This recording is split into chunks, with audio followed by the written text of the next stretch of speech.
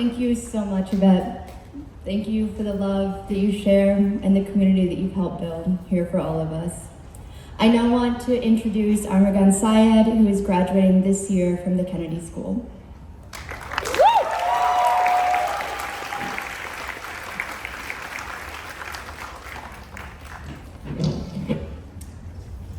My people, my people, my people. Sorry, my heart is beating. I love you.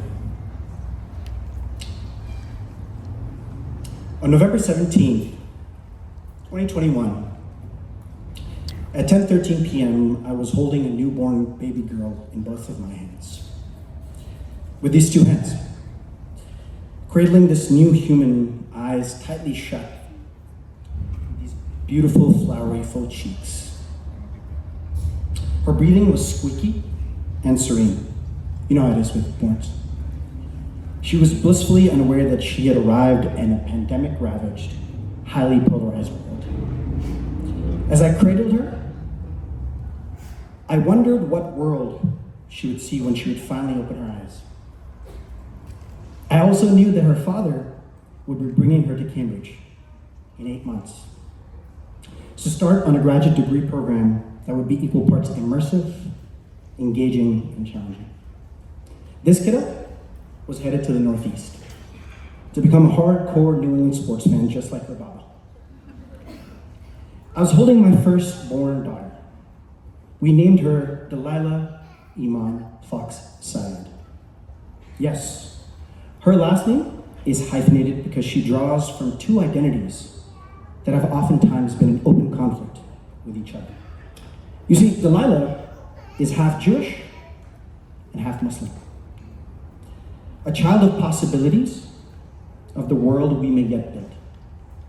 Her father comes from the Sufi Muslim tradition with a family tree that traces itself directly to the Prophet Muhammad, peace be upon him. Muslim as Muslim can be. Her mother is 99% Ashkenazi Jew, Jewish as Jewish can be. And yet, Delilah exists. At the Kennedy School, our motto is ask what you can do. That was something that carried even more weight as I held my own child, my firstborn, part of the very next generation. I thought, what sort of world was Delilah going to walk in as a child that was half Jewish, a Jewish mother, and with a Muslim father? Like a lot of my peers, I came to Harvard inspired to look at some of the most complex problems facing our world, and like my peers, I felt the tremendous responsibility of doing my part, asking ourselves what we can do, how we can do it, with whom we can do it with and for. These are the questions steeped in moral courage and purpose we have wrestled with these last 2 years. I learned that our work will require moral courage, a call to action that Professor Cornell Brooks at the Kennedy School resoundingly sounded to my class during orientation week. He implored us to imagine a world of greater justice, equity, and representation, and inclusion beyond the frontiers of the current reality. I challenge my peers to infuse their wildest, most courageous moral imagination into the change we want to see in this world. We've also learned that our work will require tethering ourselves to our purpose, our why, to fully explore who we want to be in this lifetime before we think about what we are going to do. If we are to be the community leaders who will help this world solve some of the most complex intergenerational problems, I urge my peers to imbue their leadership in integrity, humility, and the sort of bridge building that will allow us to talk to each other despite not agreeing on everything. Complex problems like climate change, and they'll hit non-white communities harder, we know this, will require inhabiting lived realities very different from ours.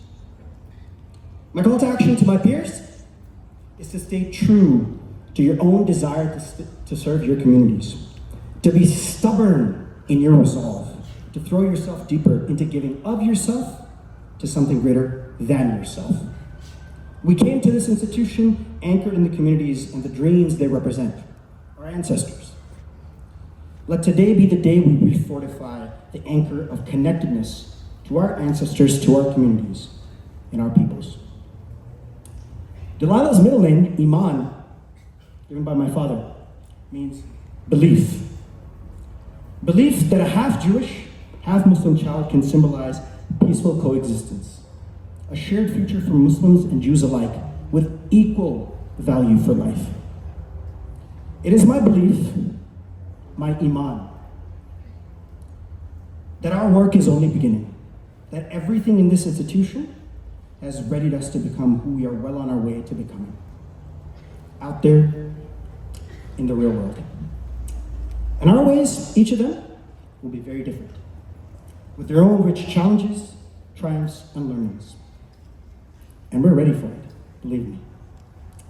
As for me, the question of what I'm going to be doing next keeps coming up. I think we're all getting that question. Being an amazing father to Delilah is the first and most natural answer. But like my peers, asking myself what I can do will be a lifelong question. Asked repeatedly, answered consistently. That is what it should mean to be a graduate of this institution. With the same hands that I held Delilah with on that November night, these hands. For as long as I live, I'll serve my purpose, to bring people together, to hold hands, to hold hearts, to hold complexity, to hold space, to hold the preciousness of human life, of all faiths and backgrounds equally, as tenderly and as steadily as I hold my daughter in my heart at this moment. And I believe you all, my peers, will do the same.